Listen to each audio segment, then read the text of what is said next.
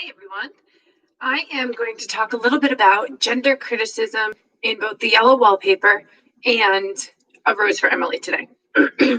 I'm just going to go ahead with these YouTube videos. Last time I was trying to do it, it took me forever because every time I stumbled over my words or paused or said the wrong thing, I restarted. And I'm not going to do that because that's not the way that I teach. I stumble over my words, I pause, and I restart a lot. So you guys are going to get a sense of that as I'm talking to you today. So I want to take a minute to talk about this week's upcoming readings.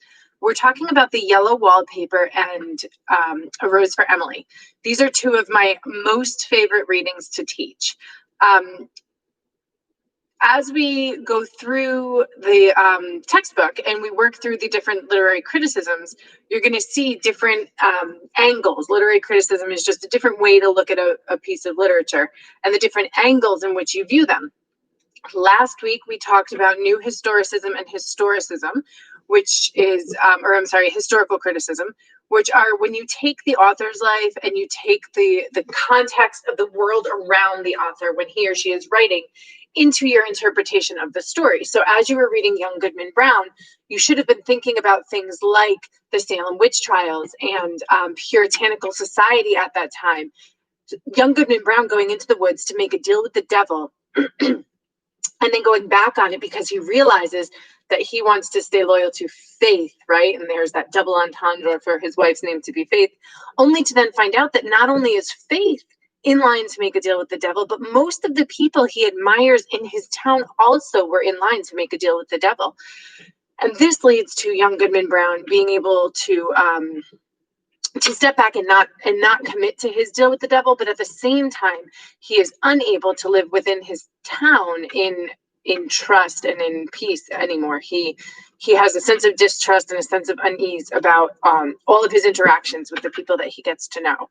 So that relates a lot to what was happening in the time of puritanical society and the Salem witch trials, during which the piece was set. Now, when Nathaniel Hawthorne wrote that, he wrote it much later, but one of the things that is important to know for a historical context of Nathaniel Hawthorne's own writing of that story is that Nathaniel Hawthorne's own relative, his ancestor, was a prominent judge during the Salem witch trials. So that was always something that had interested Hawthorne, and so he decided to tackle this sort of puritanical mindset issue in his writing of Young Goodman Brown.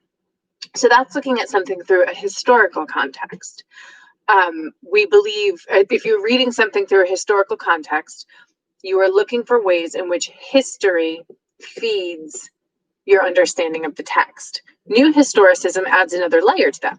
New historicism also believes that your understanding of a text can help you to understand the history of the moment. So for example, in 20 years, when people start writing about what life was like during COVID times, not only would knowing what life was like in the history of COVID times help people understand those writings, but those writings would also help people to understand the history and what it was like to live during COVID. And so that is new historicism, was that literature and history both inform one another. So this week, we're going to be talking about gender criticism. And gender criticism is exactly what it sounds like. It is taking a look at a story with a view of how different genders are being treated in the story. And something as old as A Rose for Emily or The Yellow Wallpaper, typically it has been more of a feminist analysis of the two different stories. The genders at that time were fixed and binary, or at least that's how people understood them.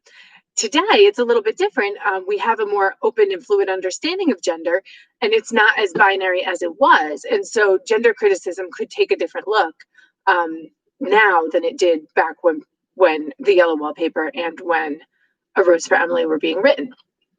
We're going to take a look at those two and just to identify the different ways that gender is discussed in those two stories. Okay, so that's a brief introduction.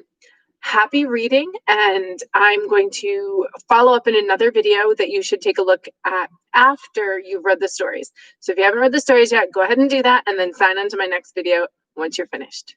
Have a great time.